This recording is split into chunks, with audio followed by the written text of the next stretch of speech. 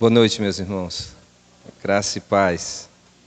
Muito bem, eu quero louvar a Deus pela vida do pastor Gama, pela vida de Thalita, de Radassa, sua filha, por essa família especial que amamos, que nos abençoa, tem nos abençoado tanto com o seu ministério, tem ido na igreja, esteve conosco lá num retiro geral, nos trouxe palavras despertadoras, uma palavra desafiadora, e nós louvamos a Deus pela vida, instrumentalidade do pastor Gama, e louvamos a Deus pela vida dessa igreja também.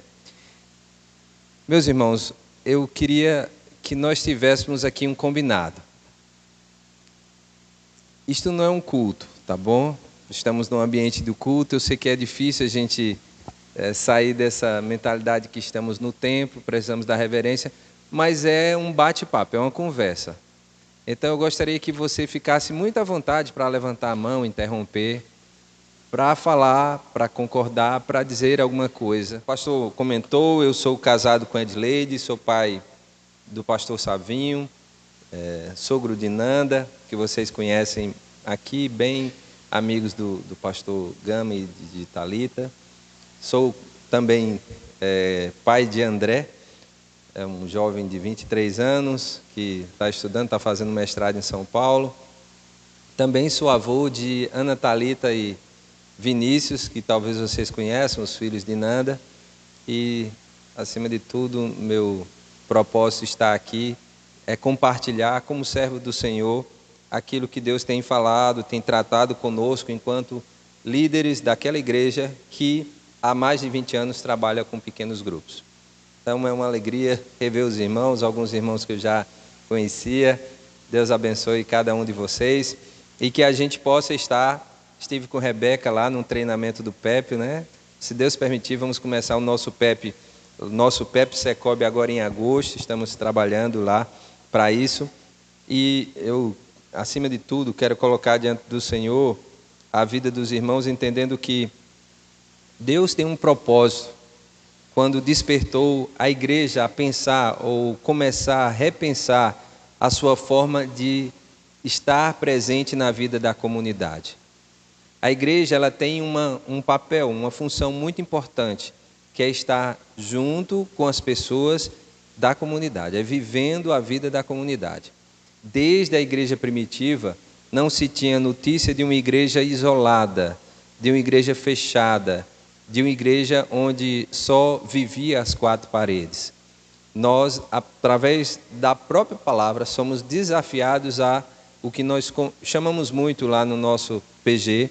Nosso PG é chamado de PG Betânia, porque nós começamos bem antes dos PGMs, dos pequenos grupos multiplicadores da nossa Convenção Batista Brasileira, da Igreja Multiplicadora, que é uma estratégia, porque nós entendemos que é algo necessário e para nós hoje essencial para a vida da igreja. Então, nesta noite, esta parte da vida do PG vai ser compartilhada pelo nosso irmão Ailton. Ailton é coordenador, é um homem de Deus, um servo do Senhor, que está conosco aqui também para colaborar com isso. Tá bom? Eu começar lendo a palavra rapidamente. Apenas um versículo, Atos 5, 42. Diz assim: e todos os dias, no templo e de casa em casa, não cessavam de ensinar e de pregar que Jesus é o Cristo. A igreja primitiva estava aqui, 3.000 pessoas se converteram num único dia. Como é que cuida de tanta gente? Imagine 300 pessoas chegar aqui na PIB de Iguaí para ser cuidadas. Vocês vão fazer o que com tanta gente? Imagine 3.000 pessoas chegando aqui, mas pastor, não tem espaço físico para essas pessoas sentarem. Não tem como a gente cuidar de tanta gente, não tem como ensinar. Essas pessoas estão sedentas para ouvir o Evangelho. Como é que nós vamos fazer? Qual é a estratégia para alcançar mais pessoas de uma forma mais ampla e aproveitando o tempo? Porque nós não temos todo o tempo do mundo. Todos nós temos um tempo determinado, inclusive de um pouco mais de energia, porque vamos envelhecendo e ficamos velhos, já não temos tanta força, energia para realizar a obra do Senhor. Há um ciclo de vida, de treinamento. Foi assim com Cristo e nós não somos diferentes. Todos nós precisamos entender o nosso tempo, o tempo determinado para todas as coisas. Por que eu estou dizendo isso? Porque a PIB de Iguaí começa a viver este novo tempo, experimentando agora de um tempo onde a igreja, que é esta agência do reino de Deus, começa a ter uma visão agora que precisa olhar para o primeiro século e não está apenas no templo, mas está de casa em casa. O texto lido lá não está aí, mas os irmãos conseguem só perceber que era todos os dias no templo e de casa em casa. A fórmula não mudou. Deus continua agindo através de nós de casa em casa. Cada casa é um espaço aberto para que o evangelho seja pregado. Cada uma das nossas casas é um campo missionário. E deixa eu dizer a você que o Senhor Jesus, antes de subir aos céus, depois de ressurreto dentre os mortos, 40 dias ele permaneceu aqui na terra. E antes de subir aos céus, ele trouxe uma palavra para os seus discípulos, registrado lá em Mateus 28, 18 ao 20. E ele diz algo que, se a gente for pensar, é o mais importante. Se a gente for pensar, é o que é essencial. Jesus ensinou os discípulos muitas coisas. Fez curas, milagres, fez o que era impossível, ressuscitou mortos, curou doentes, ensinou esses discípulos a andarem nos seus caminhos, mas nos trouxe, através da sua vida, o exemplo que, para fazermos discípulos, só há um caminho: vida na vida. Não foi eu, pastor Gama, não é a igreja multiplicadora da nossa convenção. Não, foi Jesus quem ensinou. Jesus poderia, meus irmãos, ele é o mestre dos mestres, ele é o mais sábio de todos. Ele poderia marcar uma reunião, num final de semana, um workshop, e pregar o evangelho e ensinar os discípulos como eles deveriam andar, e ali estabelecer-se, a partir do ponto, a vida dos discípulos. Depois daquele final de semana onde Jesus pregasse, ele poderia dizer: olha, agora vocês podem ir. Jesus poderia ter feito isso, mas ele não fez assim. O que ele fez? Ele chamou homens: vinde e eu vos farei pescadores de homens.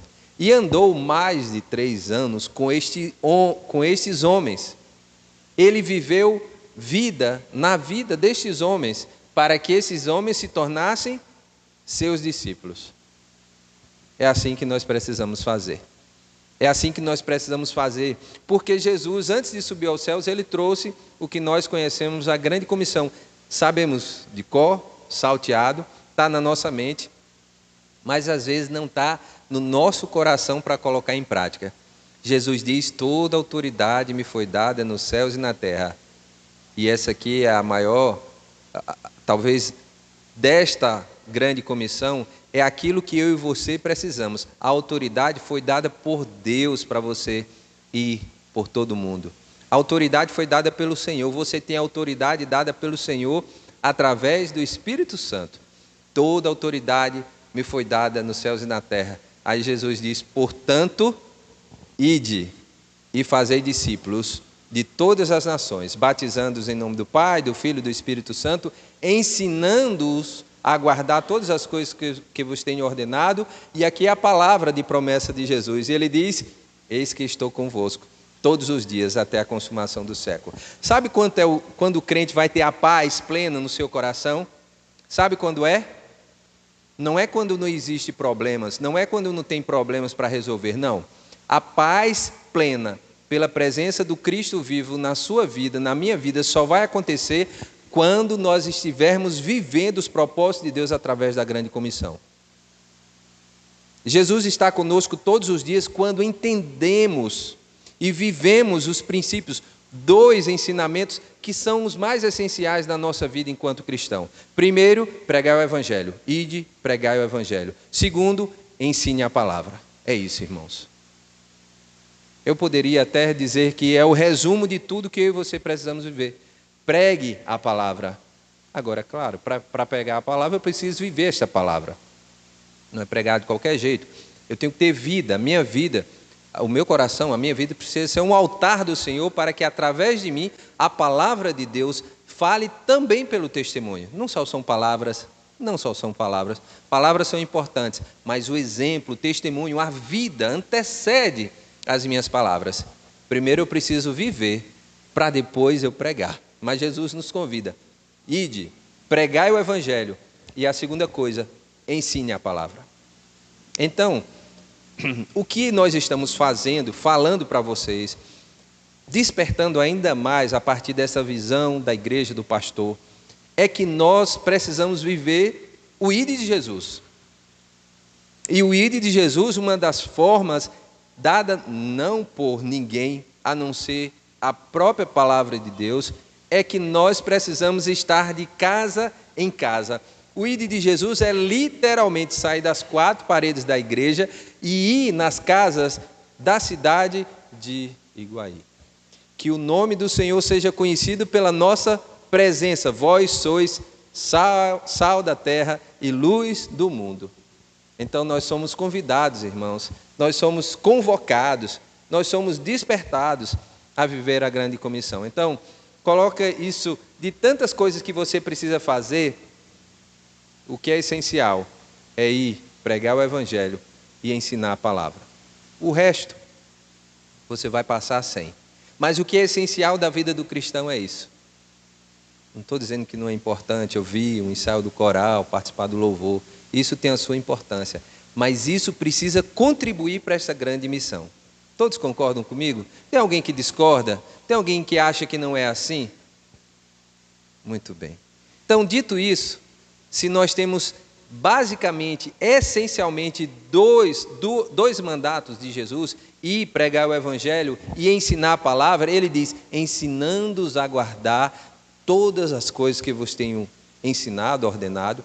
E aqui, quando nós cumprimos isso, eu quero trazer essa palavra de bênção para a sua vida. Você estará seguro, você estará bem, o Senhor Jesus estará contigo todos os dias. E quando Jesus está presente, tudo se transforma. Porque ele diz: e eis, versículo 20 de Mateus 28, e eis que estou convosco todos os dias, até a consumação do século. Que nós possamos ter esse Jesus todos os dias, trazendo a paz, trazendo sustento, trazendo as bênçãos, trazendo o livramento, trazendo a graça, o amor, a alegria ao meu coração, porque eu estou pregando o evangelho e ensinando a palavra. Amém? Muito bem. Se é o nosso compromisso, como vamos fazer isso? Como podemos fazer isso? Só apenas na igreja? Mas é um local maravilhoso de ouvir a palavra do pastor Gama, ouvir o direcionamento do Senhor vindo do púlpito. Mas o púlpito só não é suficiente.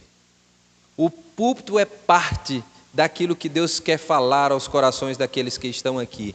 As cidades estão aí cheias de pessoas perdidas, sedentas pelo evangelho, muitos que jamais vão querer entrar numa igreja por preconceito, por algumas coisas que dizem, talvez até pela própria cultura, pela limitação, pela vergonha, pela forma que não se vê digno de entrar numa igreja. Tem tantas respostas e desculpas para as pessoas não virem à igreja, mas nós podemos ir.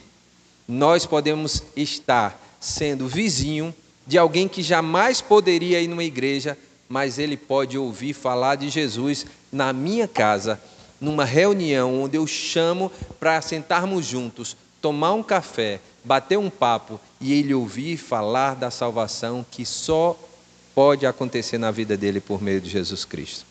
Então, nós queremos, acima de tudo, trazer esse despertamento para, como igreja, continuar vivenciando isso. Não é invenção humana, tá bom, gente? Não é invenção dessa geração, não é invenção agora dos últimos 20 anos, é algo muito, muito antigo. Essa estratégia de pequenos grupos. Nós chamamos pequenos grupos. Na nossa igreja, algum tempo atrás, aí tu vai falar sobre isso, chamávamos de grupo pequeno.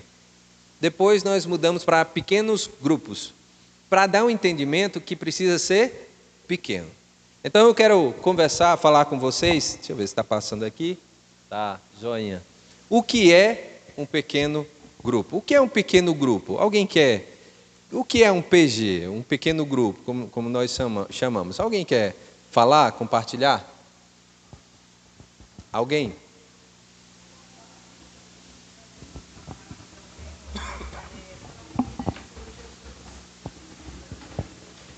Um local que se reúne para ouvir sobre Jesus. Muito bem. Muito bom. Alguém mais?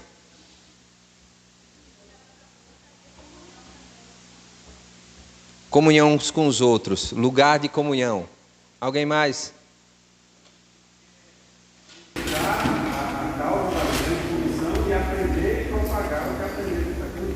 Muito bom. Se dedicar à causa da grande comissão e aprender. Mais alguém? Vamos ver pelo menos 3 bases bíblicas para entendermos a estratégia dos pequenos grupos. A primeira delas é justamente em Êxodo 18, 24. Gente, lá Moisés, a história é essa. Lá Moisés viu, aliás, Moisés estava muito atarefado. E o seu sogro Jetro chegou lá e viu que a coisa estava meio complicada. Como é que ele iria lidar? Eu preciso ir com o texto, só para contextualizar aqui. Êxodo 18.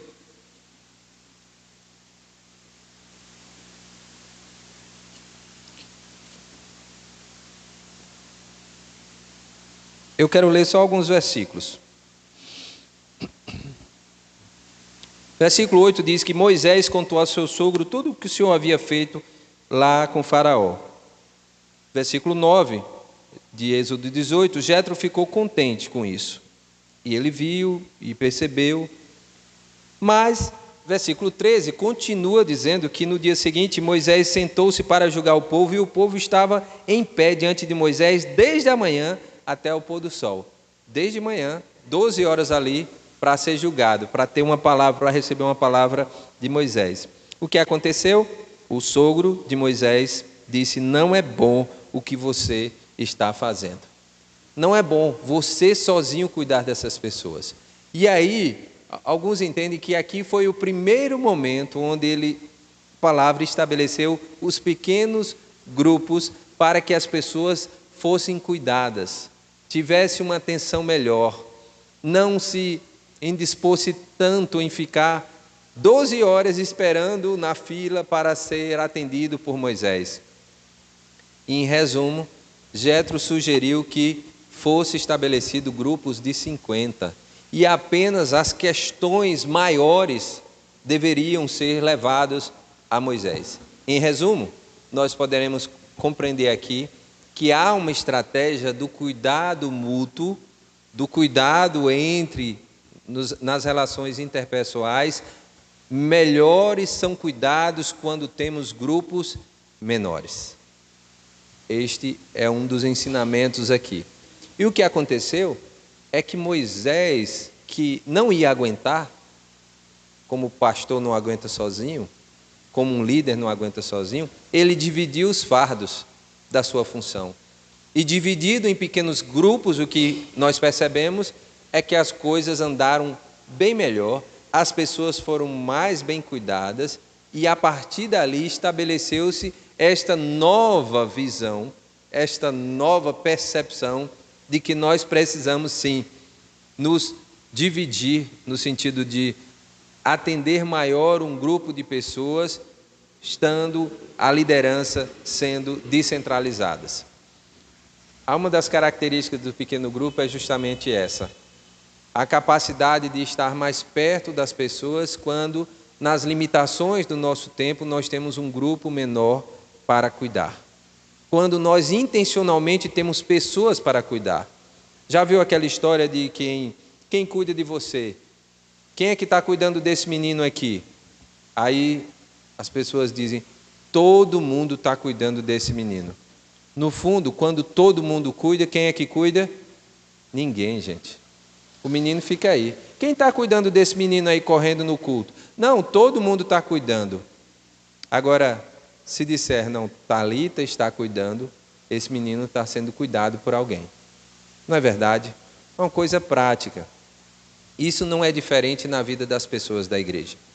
Irmão, você está orando por quem? Estou orando por todo mundo. Não, não ore por todo mundo. Ore por algumas pessoas que Deus colocar na sua frente, que Deus promover os encontros casuais. Quem sabe na rua você encontra, vou começar a orar, sem nem dizer para a pessoa, comece a orar intencionalmente por aquela pessoa. Ah, Senhor, abençoa todo mundo da igreja em nome de... Não, Senhor, abençoa fulano, pergunta por fulano. Consegue se envolver na vida da pessoa a ponto de perguntar a ela como foi a semana, como ela está, como tem passado. Então, esse cuidado, ele já vem de antes, lá de Êxodo 18, no Antigo Testamento. Mateus 4, 18 a 20, o texto revela mais um momento muito especial dessa vida em pequenos grupos. Aqui é o exemplo maior que nós conhecemos, que é o exemplo de Jesus. Não preciso me deter a tanto a esse texto, mas olha o que a palavra de Deus diz. Aí quando ele cita no versículo 18 de Mateus capítulo 4. Caminhando junto ao mar da Galileia, viu Jesus 2 irmãos, Simão chamado Pedro e André, eles lançando as redes ao mar, porque eram pescadores. Jesus diz, venha comigo e eu vos farei pescadores de homens.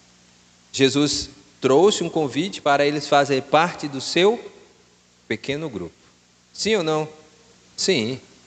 Era um grupo que mudava, toda semana mudava? Não. As mesmas pessoas, os mesmos discípulos que iam se conhecendo, e Jesus, ele sendo Deus, ele ensinando de uma forma prática o que é fé. Ele sendo Deus, ele investiu 3 anos cuidando deste povo. Meus irmãos, nós precisamos compreender que a nossa vida precisa ser vivenciada ao exemplo do Cristo, cuidando de pessoas ano após ano, durante muito tempo, durante a nossa vida. Então, nós intencionalmente podemos dizer e até refletir sobre quanto tempo nós podemos e devemos cuidar de uma pessoa fazendo discípulos, ou discípulo, quanto tempo for necessário. Jesus agiu dessa forma e nos deixou este legado. E por último, o último exemplo é o exemplo de Mateus, de Atos 2, eu li o texto no início, que a igreja primitiva estavam reunidos na igreja e de casa em casa. Bom, eu quis trazer esse embasamento bíblico para não achar que o pastor Gama, os irmãos vieram aqui inventar. Não estamos inventando nada. Nós estamos apenas repetindo, ou seja, seguindo uma estratégia dada pelo Senhor Jesus, dada até lá para a palavra de Deus por Moisés, que é essa simbologia do Cristo do Antigo Testamento, trouxe para nós para vivermos esses pequenos grupos. Irmãos, nós precisamos ser intencionais. Nós precisamos ser intencionais nos nossos relacionamentos. Bom, eu sei disso. Eu sei que pequeno grupo, que é uma estratégia do Senhor para eu alcançar. A própria palavra de Deus diz em Atos 5:42 que os irmãos se reuniam no templo, mas se reuniam também em casa. E as pessoas acham que, irmãos, casa era o lugar onde havia maior conversão naquele tempo. A igreja primitiva, que saiu ali no final dos anos 40 para os anos 50, lá no primeiro século, ela saiu de pouco mais de 6, 7 mil pessoas para um patamar de aproximadamente, dizem, mais de 200 mil pessoas no primeiro século. Um crescimento exponencial, e saiu para o segundo século num crescimento para mais de 2 milhões de pessoas. Um crescimento assim exponencial. Saiu de uma forma pequena, porque claro, é o Senhor Jesus que plantou a igreja, mas no primeiro século a fórmula era justamente viver intensamente, pregar o evangelho e ensinar a palavra. No templo e de casa em casa. As pessoas eram intencionalmente relacionais. E o que acontecia nas casas? Até aqui. A igreja se reunia nos lares. Observe só alguns exemplos aqui das reuniões de casas que estavam ali recebendo pessoas para que a palavra de Deus fosse pregada a partir da sua casa. E a pergunta para nós é: a sua casa é um lugar que você permite que o Espírito Santo haja através da sua vida para anunciar as boas novas de salvação, para pregar o Evangelho e ensinar a palavra, para fazer discípulo de Jesus? A sua casa é esse espaço ou a sua casa é apenas um local reservado? É meu, pertence a mim.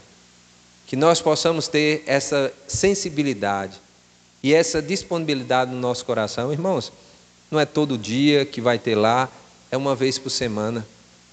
É uma vez por semana. E dependendo, nem toda semana vai ser lá. Então, a nossa casa, ela é grandemente, ricamente abençoada quando nós recebemos pessoas para ouvirem do amor de Deus para elas. A nossa casa se torna um meio pelo qual o meu vizinho, que não vem na igreja, pode ir numa reunião e ali ser tocado pela palavra e tomar uma decisão por Jesus. A salvação pode vir a partir do ambiente da sala da minha casa. Olha que privilégio. Olha que coisa especial. Esses irmãos, na casa de Maria, lá em Atos 12, na casa de Priscila e Áquila. Priscila e Áquila foram grandes cooperadores da obra de Paulo. E eles estiveram presentes, inclusive lá em Roma, eles também foram para Roma, e a casa deles sempre era lugar de reunião. Sempre fazia questão, a nossa casa sempre vai estar aberta para reunião.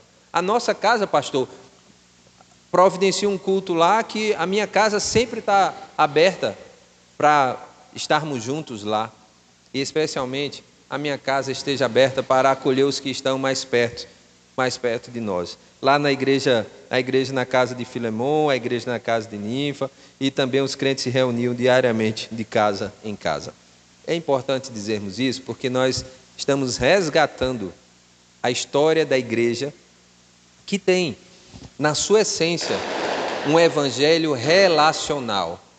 A igreja se tornou muito estrutura. Tem um livro recente de Colin Marshall, que é A Treliça e a Videira. Alguns irmãos já devem ter lido. Que a gente achou e começou a achar que a igreja é estrutura. E investiu muito na estrutura.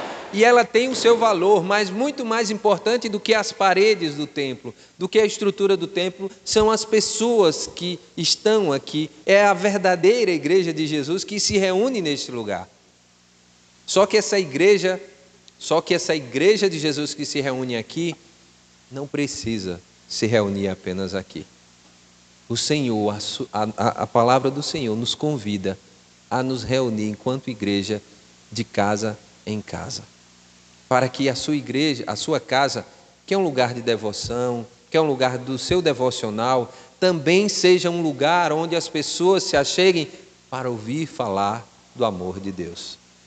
Isso é tão bom, porque para isso nós precisamos assumir um bom testemunho, um compromisso de viver como um verdadeiro cristão, e não como um crente meia boca que tem até vergonha de convidar devido à sua vida irregular.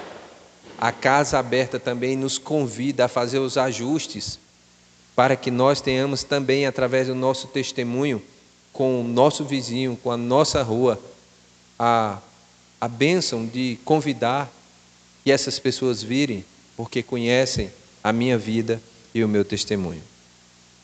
Alguns propósitos que nós não podemos esquecer. Vidas. Investir em vida e no relacionamento pessoal. Propósitos que eu e você só podemos fazer isso intencionalmente, de uma forma muito aberta, na nossa casa.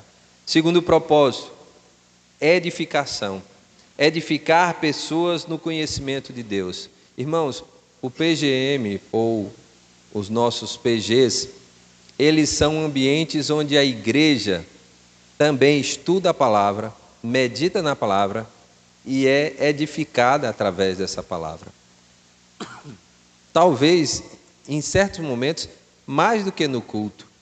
Porque no culto, o pastor pregando, você não vai tirar uma dúvida, levantar a mão ou dizer: pastor, espera aí, eu não entendi isso aí, repete. Na sua casa, no ambiente do pequeno grupo, você vai ter essa facilidade de dizer: não entendemos isso. Vamos ler novamente? Não entendemos. Vamos chamar o pastor para dar uma palavra sobre isso?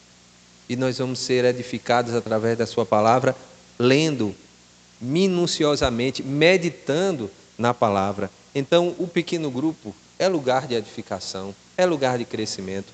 Quanto tempo por semana nós investimos numa reunião de pequenos grupos? Quanto tempo? Na média, 1h30. Aí tu vai falar um pouco sobre isso. Porque não é para ser uma reunião pesada. É para começar ali 7h30, 9h, a gente encerra. Quem sabe até, se você quiser, um pouco antes. Não é uma reunião apenas de oração, não é uma reunião apenas de palavra, não é uma reunião apenas de comunhão, é uma reunião onde tudo isso está envolvido. Meus irmãos, boa parte de nós aqui, eu tenho certeza, investe 2 horas por dia, na média, na frente de um smartphone. Tem um estudo, o doutor Amorim compartilhou, que a média da população brasileira está em, eu achei assustador, mas a média da população, está na média de 6 horas e 20 minutos por dia na frente de um celular. Talvez alguns até a trabalho, tudo bem, mas na média você investe ou gasta 6 horas por dia na frente de um celular, por dia. Porque nós não podemos estar 1h30 reunidos ali no nome do Senhor Jesus na nossa casa. O que nos impede de uma vez por semana, durante a semana, no dia que não há culto na igreja, eu abrir a minha casa para ser esse ponto de ligação entre as pessoas que estão lá e o Evangelho da graça de Jesus. Ainda outro propósito é fazer discípulos. Jesus diz: ide por todo mundo, fazei discípulos, formar discípulos de Jesus para o cumprimento da missão. Os pequenos grupos, ele tem esse poder, essa estratégia, essa facilidade de chegar em pessoas e despertar essas pessoas para também serem líderes de pequenos grupos. É um desafio muito grande as pessoas acharem e criam muitas barreiras, mas é um desafio muito grande nós desafiarmos as pessoas e as pessoas aceitarem ser líder de um pequeno grupo.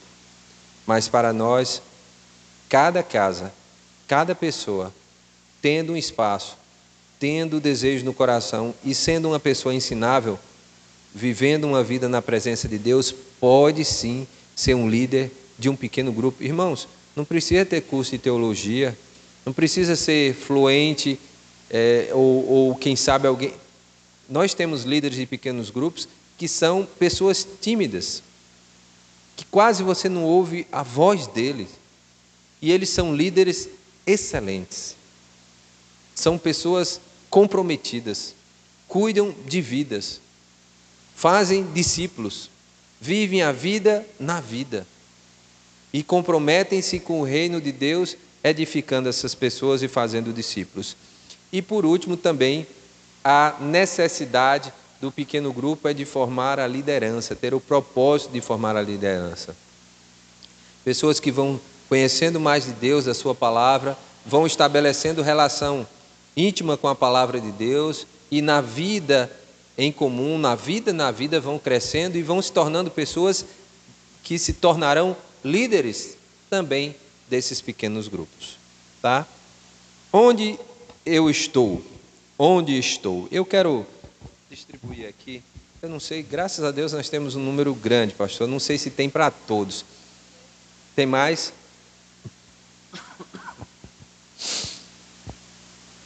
Irmãos, são 2 perguntas só que eu gostaria que vocês respondessem, tá bom?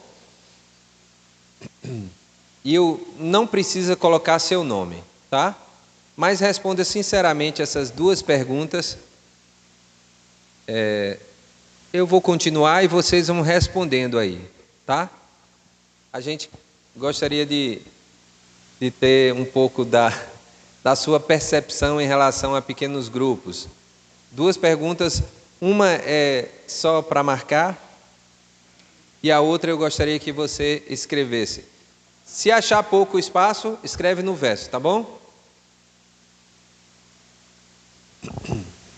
Responda, não precisa se identificar. Se quiser colocar seu nome, fica à vontade, mas não é necessário. Bom, essa pergunta aí, duas perguntas que eu faço, é mais ou menos para perceber um pouco como você está em relação à sua vida enquanto discípulo de Jesus. E qual o seu compromisso diante do Senhor para ter e fazer discípulos, ter a responsabilidade de fazer discípulos diante do propósito do ID de Cristo. Quando penso em minha vida enquanto discípulo de Jesus, como eu estou?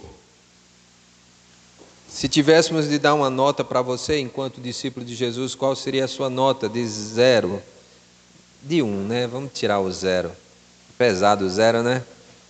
De 1 a 10, qual a nota que você daria? Quero fazer a pergunta de uma maneira diferente.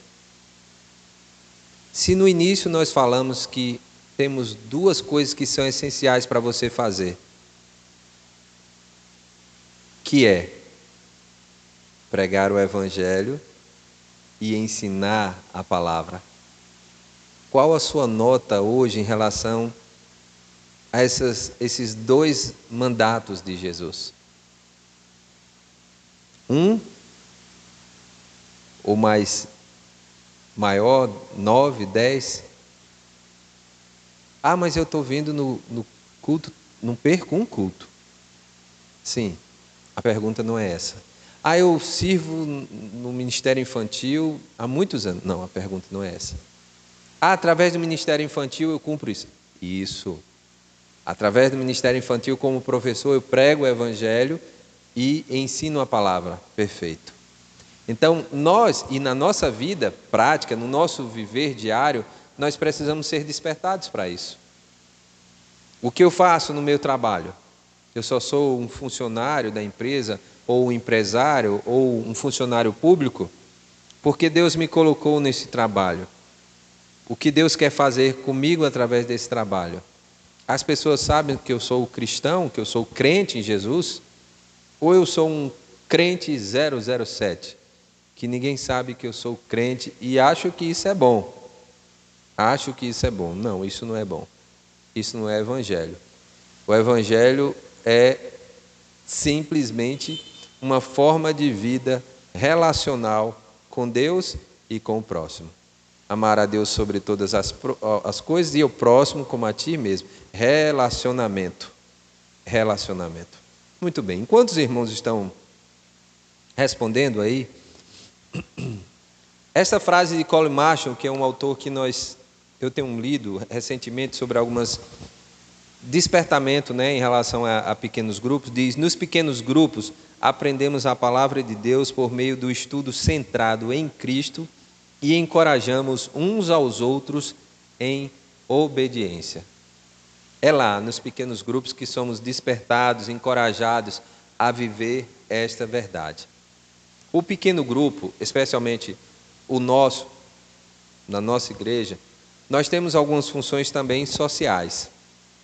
É lá que nós conseguimos perceber que aquele irmãozinho está passando por uma dificuldade e nós precisamos, enquanto igreja, estender a mão e temos uma informação mais precisa da real necessidade daquele irmão. Então, o pequeno grupo também funciona como um braço acolhedor da igreja para chegar aos que mais precisam, aos órfãos e às viúvas, como a palavra de Deus nos convida a cuidar. E assim, também estabelecer nesta relação uma igreja presente na vida da comunidade e abençoando aos irmãos ou os irmãos que estão passando pelos seus desafios e pelas suas dificuldades. Todos aqui, talvez em um ou outro momento, tenha ajudado alguém diretamente. Ou, quem sabe, você, juntamente com outros irmãos, teve a capacidade de ajudar ainda mais aquele irmão. Não era apenas você, mas tinha uma representatividade maior através de um pequeno grupo de pessoas que se uniram em prol de ajudar um irmão numa necessidade que ele estava passando. Isso também faz parte da vida dos pequenos grupos. Muito bem.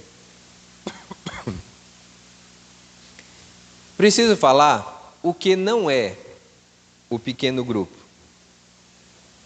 É importante falar. Sabe por quê? Porque nós temos alguns históricos. Eu preciso falar um pouco, pastor, sobre isso. Na nossa cidade foi assim. Na Bahia, de uma maneira geral, nós tivemos um movimento chamado G12, que quase quis se apropriar dessa ideia de pequenos grupos, alterando inclusive o nome para a célula. E isso causa até arrepios na mente de algumas pessoas. E é verdade, porque a estratégia, de fato, não era a que nós cremos ser bíblica. Então, nós precisamos entender o que não é um pequeno grupo. O que não é e não pode ser um pequeno grupo, para que a igreja continue vivendo de uma forma sadia.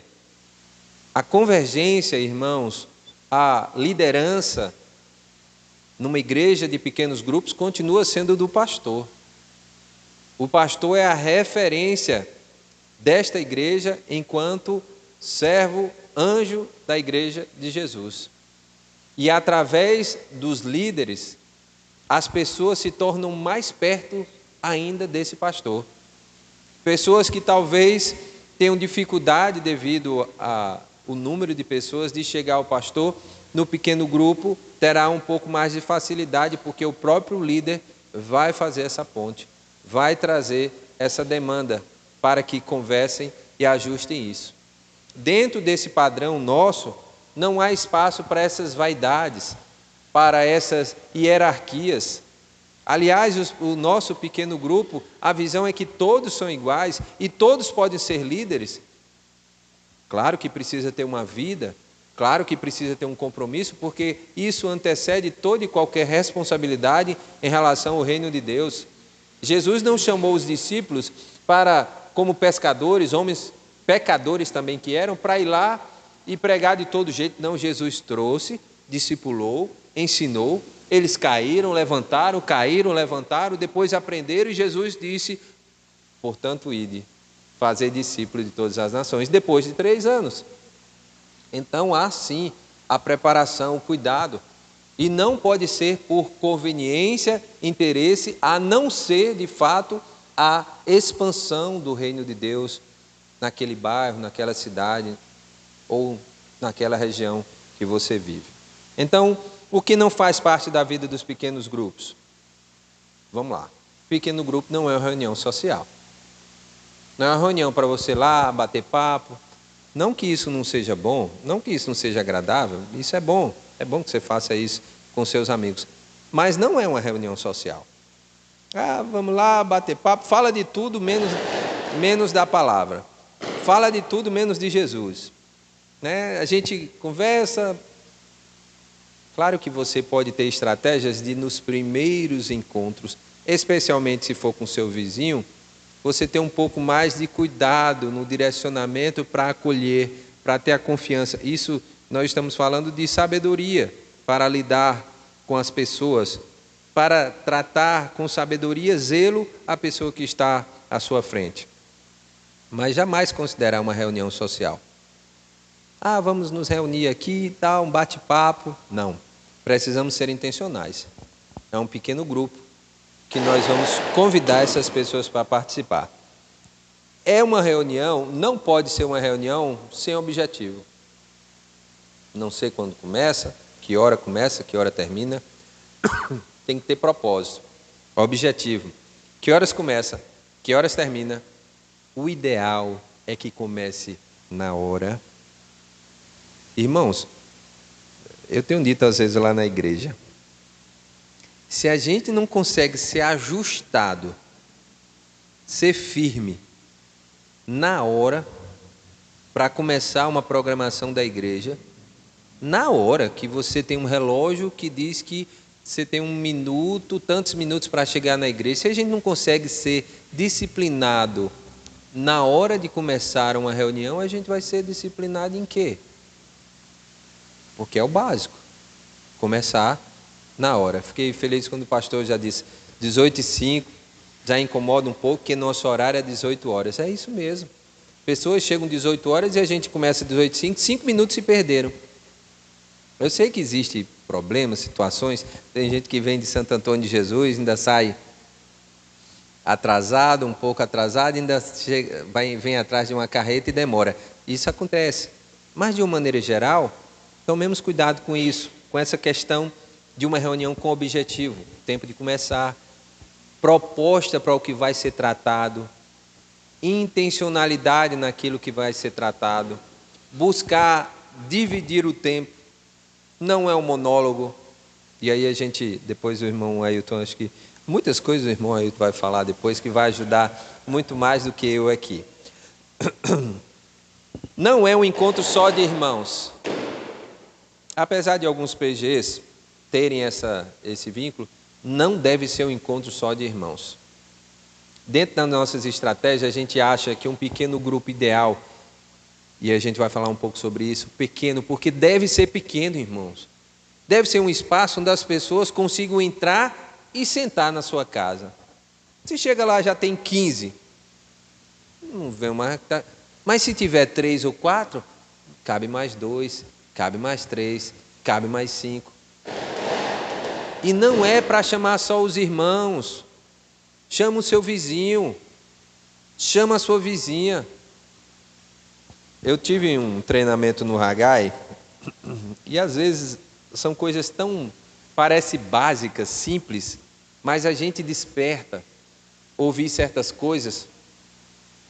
E lá, o Ebenezer Bittencourt trouxe algumas palavras, mas nessa ele disse que nós precisamos, como servos de Cristo, ser intencionais com as pessoas que estão ao nosso redor e perguntar por que Deus me colocou naquela rua, tendo aquele vizinho à minha direita e aquele à minha esquerda.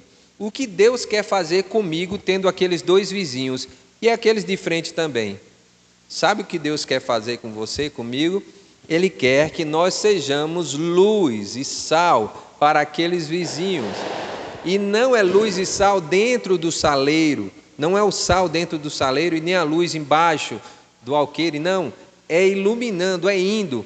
E, meus irmãos, eu e você podemos muito bem, de vez em quando, comprar um biscoitinho, um creme cracker, fazer um cafezinho e chamar aquele casal de vizinho para tomar um creme cracker no início, sem dizer nada, a não ser, vem aqui tomar um café e comer uma creme cracker com a gente. E ali você depois puxa outros assuntos. Quem sabe você tem a oportunidade de dizer, posso orar por você? E ela talvez vai dizer, sim, como não, pode orar. E aí você vai estabelecendo compromisso. Irmãos, nós precisamos ter e ser relacionais. Esse encontro, principalmente com o mundo, precisa ser de uma forma intencional. O ID é intencional de Jesus. Então não é um encontro só do irmão com irmãos. Também jamais pode ser uma substituição da reunião coletiva da igreja. O culto de oração é quarta-feira, terça. Terça-feira esqueça, não é dia de PG. Terça-feira é dia de culto de oração na igreja. Domingo é dia de culto na igreja, jamais é dia de PG. O PG jamais pode concorrer ou substituir a programação da igreja. Este é um engano. Não, vamos fazer uma reunião, vamos fazer o nosso PG aqui, porque não vai dar para ir na igreja. Opa, não pode substituir os cultos da igreja. Precisa ser em horários, em dias que não tenha a questão relacionada ao confronto de agenda, datas. A igreja é quem deve reger o próprio PG. E por último, não é também um lugar de competição e comparação. Não se compara PG. Às vezes fica comparando muito, mas não se compara. Cada PG tem as suas particularidades, cada PG, cada momento no PG, cada pessoa do PG. Aliás, irmãos, se é uma coisa que Deus não faz, nunca faz, é comparar. Deus não compara. E nós, como bons pais, devemos aprender a nunca comparar, ainda que sejam gêmeos, nascidos no mesmo momento, com a mesma cara, que vestem as mesmas roupas, são pessoas diferentes e não pode se comparar, são pessoas diferentes. Nós comparamos muito, mas devemos evitar isso. E principalmente em PGs, não deve haver comparações e nem competições. O PG está crescendo mais que o outro. Não, irmão, menos. Não é por aí. Não é por aí. O PG precisa cumprir o seu papel de ser um momento em que o reino de Deus é expandido de casa em casa e também no templo. E o que é mais importante então no PG? Primeiro, pessoas. É o que mais importa.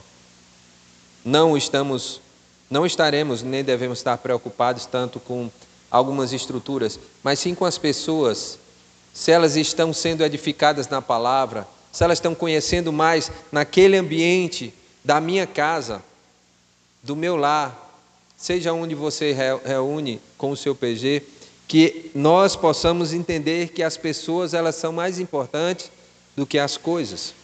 E o PG é esse ambiente da gente dar importância, valorizar as pessoas. Segundo propósito também, que é mais importante, aliás, o que é mais importante é ter propósito. Nós temos um propósito. Os nossos propósitos estão estabelecidos lá na grande comissão: pregar o evangelho e ensinar a palavra. É isto. Oramos, cantamos, temos um momento de comunhão, bate-papo, lanche, tudo isso faz parte, mas temos um propósito: edificar vidas através da palavra de Deus, trazer a salvação, pregar o evangelho a pessoas que ainda não conhecem Jesus. Estas são coisas mais importantes. E o que é essencial? Está aqui. Eu já falei um pouco sobre isso, ou talvez muito, sobre a grande comissão, mas Paulo, na sua última carta ao apóstolo, ao seu filho na fé, o pastor Timóteo, 2 Timóteo 2,2, ele diz: e o que você ouviu de mim na presença de muitas testemunhas, isso mesmo transmita a homens fiéis, idôneos para instruir a outros. Aqui, o estudioso do texto sagrado diz que tem 4 gerações: a geração do apóstolo Paulo, a geração de Timóteo, a geração de homens que serão instruídos por Timóteo, homens idôneos, que vão instruir a outra geração. Irmãos, isso é a essência. O PG é uma estratégia que Deus nos dá também para que outras gerações conheçam do que é essencial para o reino de Deus, do que é essencial nas nossas vidas.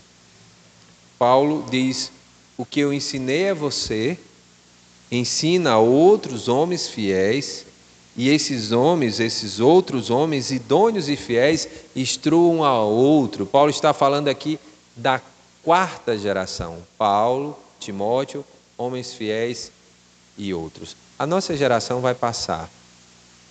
A nossa geração vai passar. O legado da palavra que recebemos da geração passada, nós precisamos, valorizando com amor e alegria, transmitir para a próxima geração. E pode acreditar, não será apenas no templo. É na sua casa. A sua casa precisa ser a extensão do templo.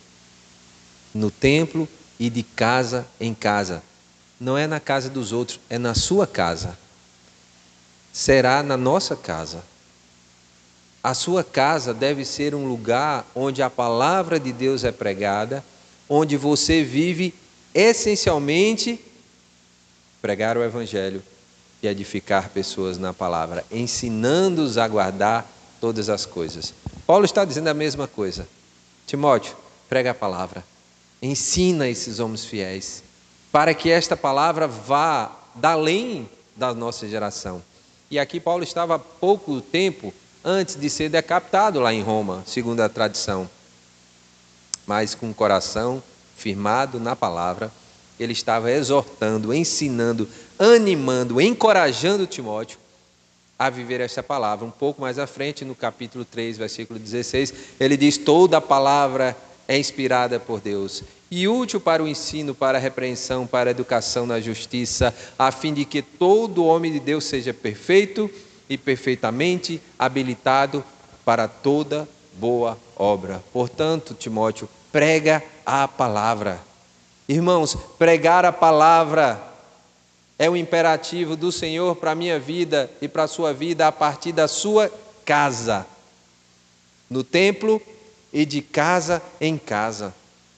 Que o Senhor desperte, continue despertando essa igreja para viver na essência a grande comissão do Senhor Jesus.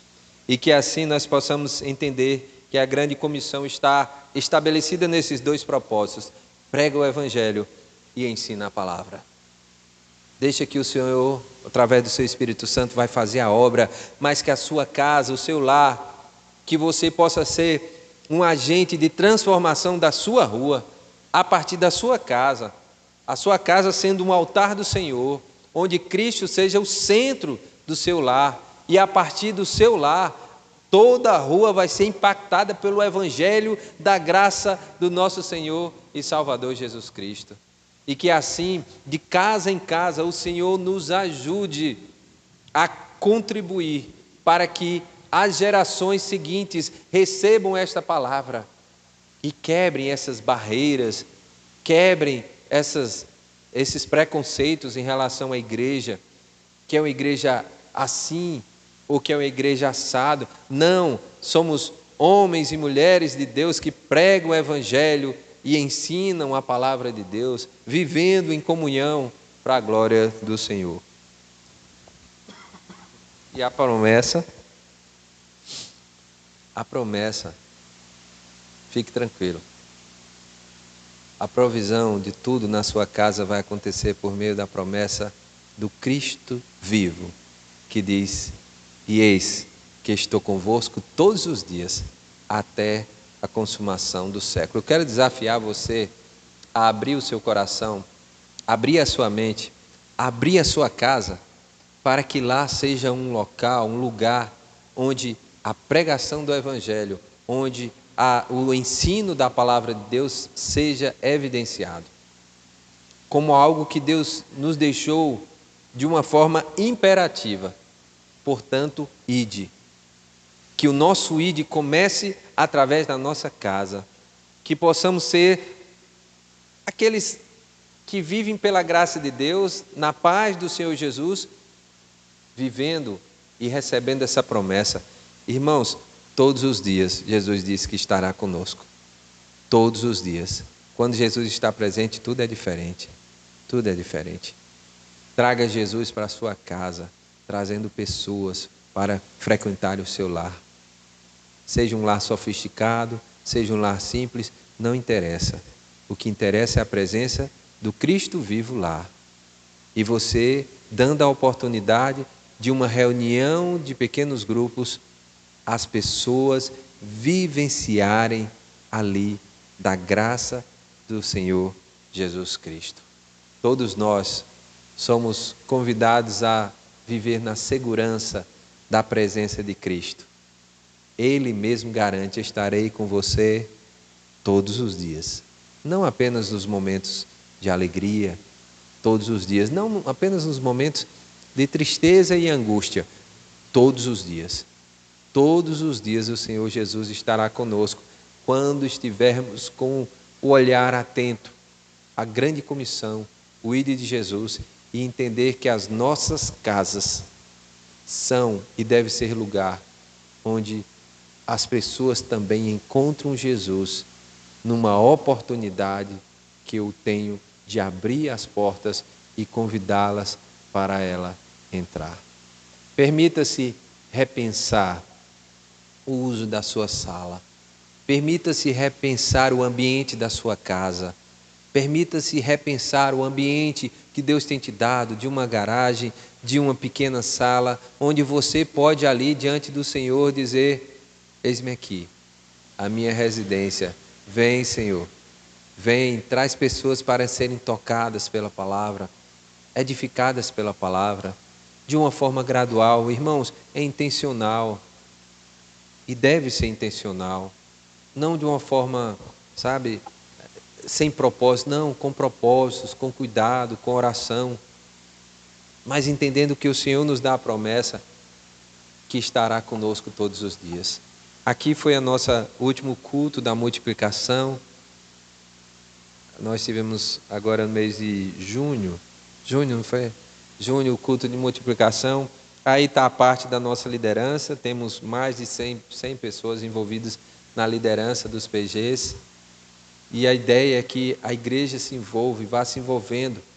Temos pessoas fora dos pequenos grupos? Temos.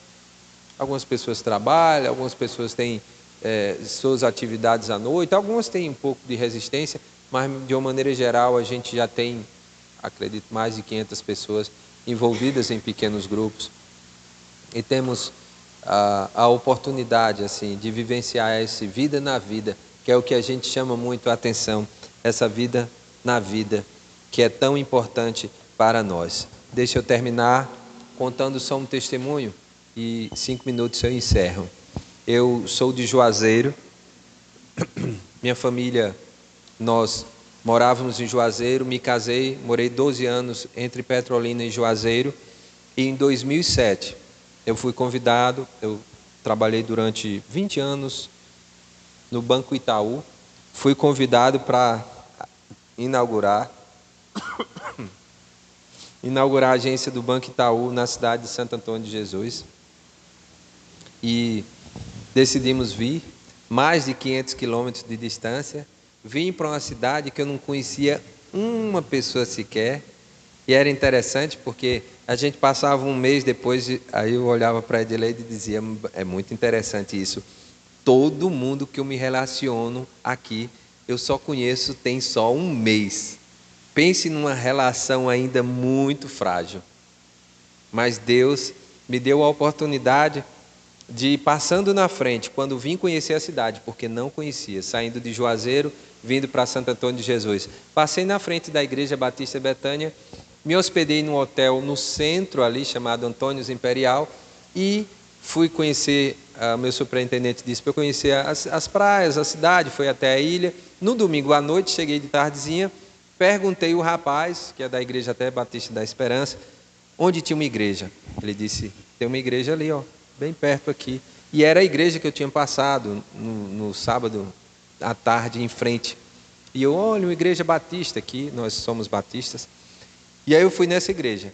Fui recebido por uma das irmãs lá, que era envolvida com um pequeno grupo. Quando nós voltamos para mudar, irmãos, nós fomos para esse pequeno grupo. O nome dele, nós damos nomes lá aos PGs. Acho que Ailton vai falar sobre isso. Para não ser o grupo de Ailton. O grupo tem o nome do PG. Então, cada grupo escolhe seu PG. O nosso PG, o meu PG era Ágape. Ágape, PG Ágape. E eu fui convidado com minha esposa para ir, meus filhos pequenos. Savinho tinha 12 anos, imagine, o pastor Savinho, 12 anos. André tinha 6 para 7 anos. E nós fomos convidados para ir para o PG Ágape. E nós começamos a frequentar, no início de 2008, o PG Ágape, com os irmãos Marcelo e Cláudia, que eram líderes. Irmãos, foi fundamental para a nossa identificação enquanto igreja. Aquele grupo que hoje estão na igreja, hoje alguns são líderes lá, eram 14, 16 pessoas aproximadamente. Foi maravilhoso, porque aquele grupo a gente começou a se reunir semanalmente. E aquela ideia de estar perdido numa cidade, não saber, as noites, a gente vai para onde? Não conhece ninguém, não conhece ninguém. 2, 3 meses depois, a gente todo dia estava na casa de um desses irmãos. E eu quero dizer, como testemunho próprio de alguém que era forasteiro de uma cidade, quando chegou e participou dessa vida, na vida, na comunidade, eu estou falando de 2008, há 16 anos atrás, isso fez toda a diferença para a minha vida, para a minha família e para também nos adaptar a esta igreja. E quis Deus, pela sua misericórdia, tão somente pela sua misericórdia e graça, em 2014, já pensando em voltar há muitos anos para a minha cidade, receber um convite, porque eu tinha terminado teologia, para ser pastor auxiliar do pastor Eli, que estava na igreja há mais de 40 anos, ou há quase 40 anos. E depois de muito tempo, orando, Deus me despertou, me tornei pastor auxiliar. Em 2019, me tornei pastor presidente, no mesmo dia que o pastor se tornou pastor emérito, se aposentou, e hoje o pastor ele tem 77 anos, pastoreou a igreja como pastor presidente durante 45 anos, e agora, 1º de junho, eu completei 5 anos como pastor presidente da Igreja Batista Betânia, que é a maior igreja batista lá da cidade de Santo Antônio de Jesus. Irmãos, é só Deus isso. Mas eu quero dizer que não sou eu, porque nós somos instrumentos na mão do Senhor. Foi desafiador como é e continua sendo ser pastor. Mas os pequenos grupos fizeram grande diferença na minha vida, na vida da minha família. Essas pessoas nós temos amor. E aí eu consigo, se você disser quais eram, eu digo todos os outros casais que estavam ali junto com a gente. Alguns estão mais distantes, mas a maioria se tornou, pastor Gama, do ciclo da nossa amizade. Marcelo e Cláudia, nossos maiores amigos. Ruth e Oscar. JR e Ana. Então, Silvio e Nete. Entre tantos casais que nós fomos nos aproximando e nos tornando amigos. Amigos mais chegados do que um irmão.